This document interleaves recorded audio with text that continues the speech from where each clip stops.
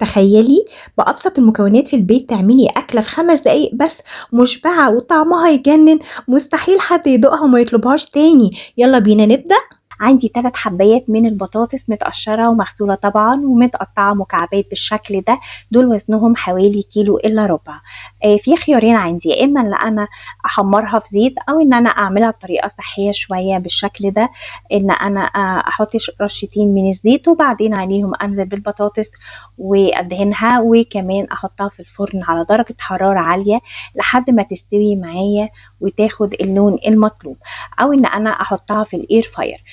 الطريقة دي طبعا بتبقى خفيفة وصحية وما فيهاش زيت كتير. طبعا هنا جاهزة معايا، هبدأ أدخلها على فرن درجة حرارة عالية وهبشرها لحد ما تاخد اللون المطلوب وأقلبها كل شوية. هنا هنزل بمعلقة كبيرة من السمنة أسخنها، وبعدين هنزل ببصلة كبيرة أو متوسطة زي على قد كمية اللحمة اللي هتحطوها، وبعدين هدبل البصلة لحد ما توصل معايا للشكل ده. تمام جدا، دبلت وبدأت تاخد لون ذهبي فاتح. هنزل ب 350 من اللحمة المفرومة، ممكن نقلل كمية اللحمة او نزودها على حسب الرغبة. هنزل بورقتين لوري وكمان فصين حبهان ومكعب حسب الرغبة، وشوية ملح حوالي ربع معلقة. لو مش عايزين مكعب نزود شوية ملح، وبعدين هحط رشة من القرفة والفلفل الاسود. هقلب التوابل دي مع بعض تمتزج وهبدأ ارفعها من على النار. طبعا اللحمه المفرومه بدات تنشف معايا، هرفعها من على النار. ودي شكل البطاطس بعد ما خرجت، شوفوا شكلها شهي وتحفه ازاي، مقرمشه ولونها حلو وفي نفس الوقت مستويه. دي الدرجه المطلوبه. عندي هنا اللحمه المفرومه طبعا مهديه النار جدا. هنبدا ننزل بالبطاطس زي ما احنا شايفين كده، وابدا ابهرها بشويه ملح وبابريكا ورشه من الكاري. تمام جدا. ولو حابين تحطوا رشه من الفلفل الاسود مفيش مشكله، بس انا حاطه في اللحمه. هقلب كل المكونات دي مع بعض بالطريقه دي كده. ولو انتم معايا لحد هنا في الفيديو انزلوا حالا اعملوا اشتراك ولايك للفيديو وشيروه لاصحابكم عشان يوصل للكل. هنا عندي البيض 4 بيضات، هنزل عليهم بملح وفلفل وليمون. انا بحب احط ليمون جدا مع البيض عشان يمنع اي زفاره، سيان حلو او حادق. حادق بحط فلفل اسود، ولو حاجه حلوه بحط فانيليا. تمام، هربهم بالشكل ده كده، ضروري نربهم كويس.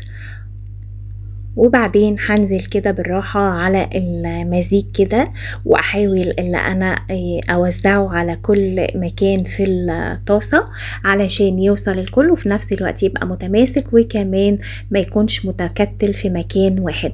ما تقلقوش يا جماعة، طعم البيض ما بيبانش نهائي في الوصفة، حتى الولاد لو اكلته مش هتحس ان فيه بيض في الوصفة، لاني انا مش حاطة كتير. يعني على كمية البطاطس واللحمة هو مش باين، بس معلي قيمتها الغذائية وطعمها يجنن. وهنا هبدا اضيف موتزاريلا. الموتزاريلا هنا يا جماعه البطل بقى، ما نستخسرش ونحط كده ونظبط الدنيا عشان تطلع سايحه معانا. طبعا هنحط الكميه اللي انتوا عاوزينها. بس لما نحط الموتزاريلا النار طبعا تبقى هاديه من اول ما هنقلب المكونات مع بعض. وبعدين هضيف ربع كوبايه لبن. هنا اللبن وظيفته ايه؟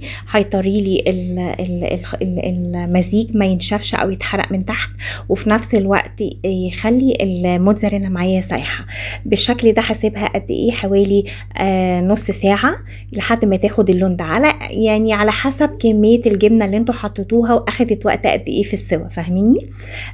بعد كده دي شكلها بعد ما استوت، شكلها تحفة ورائع. والاكله دي طبعا من الاكلات اللي تتاكل سخنه. هتتاكل مع ايه؟ هي مش محتاجه يا جماعه اكتر من شويه جرجير وسلطه يعني، ولو اكلتوها كمان كده بالمعلقه للناس الصحيين هتبقى تحفه جدا. شوفوا مطه الجبنه، برغم ان انا ما قطعتهاش وهي سخنه خالص، كانت بارده.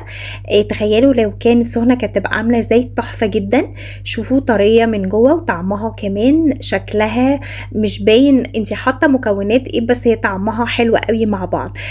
لو في اي حاجه مش واضحه في الفيديو او اي سؤال او استفسار اكتبوا لي في الكومنتات وهرد عليكم على طول، واشوفكم مع فيديو جديد. مطبخ نرمين فاروق.